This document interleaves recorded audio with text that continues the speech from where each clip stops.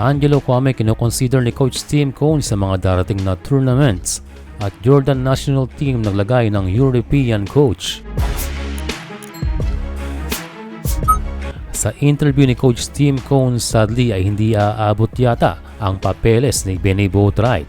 Kaya technically ruled out na raw ito sa window 4 sa darating na Asian Games. Kaya sa ngayon kahit hindi alam ang kalagayan ni JB, siya pa rin ang number 1 choice sa mga darating na tournaments. Kaya after ng window na ito or Asian Games, dahil mauudot ang paglalaro ni Boatwright, preferably ay ibabalik ang tandem nila Brownlee at Kwame.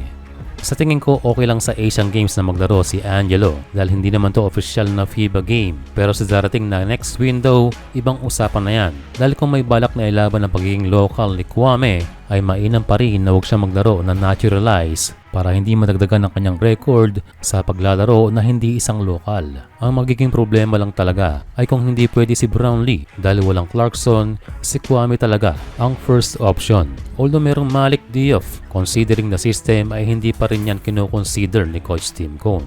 Kaya for now expected na si Kwame magbabalik sa Asian Games.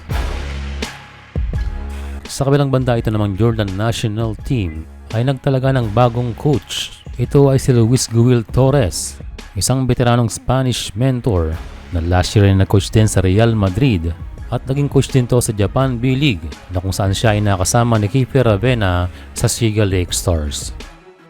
So maaaring bumago ito sa system ng Jordan pero isa itong weird na decision para sa kanilang national team. Sa kabila ng 5-1 record sa World Cup window ay mas piniling kumuha ng European. Ganyan din ang ginawa noon ng Korea. Out of nowhere ay kumuha ng Latvian coach na makakatulong sa kanilang growth. Tatakbo ang kontrata ng Spanish coach for the rest of the remaining windows at kung sakaling mag-qualify ang Jordan sa World Cup, ito yung ma-extend.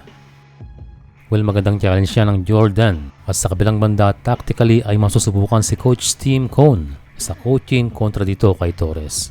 Ayon sa federasyon ng Jordan, ang pagkuha kay Luis Torres ay magpapaigting ng kanilang pag-asa na makapasok sa World Cup. Kaya ramdam natin kay Coach Tim Cone ang pressure, lalo na maraming big one ang hindi pwede ngayong window. At kung sakali raw na kompleto or full force ang ating team ay hindi siya matatakot na harapin ang Jordan at Iran. Posibleng ilatag ng Jordan ang kailang twin tower na sila Aldo Wairi at Muhammad Shaher na kayang-kaya sanang tapatan ng ating mga big man kung sakaling sila ay kompleto. Base sa interview kay Coach Tim Cone ay si AJ Edu pa lang ang kanyang maaasahang lalaro sa ating mga bigs. Kaya saludo tayo kay AJ na walang sawang mag-represent sa ating bansa.